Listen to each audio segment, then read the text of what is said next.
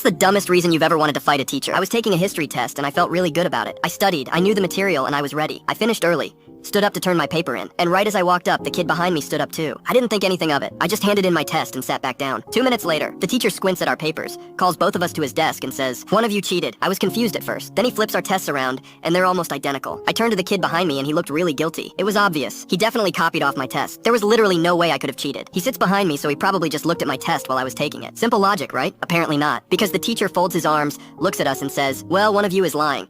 But he got a higher score, so I'm guessing it was you." I almost passed out. What? That wasn't even possible. I tried to argue. How could I cheat off of him if he sits behind me? And this man, with full confidence, just says, "Maybe you have a good imagination." What does that even mean? I was seconds away from throwing hands. I pleaded my case. I practically gave a TED talk on why I wasn't the cheater. But the teacher just sighed and went, "Either admit it or I'm giving you detention." I stared at him. I stared at the other kid who was clearly sweating. And I realized something. I lost. So I just sighed, clenched my jaw, and said, "I guess I have detention then." Then I walked back to my desk.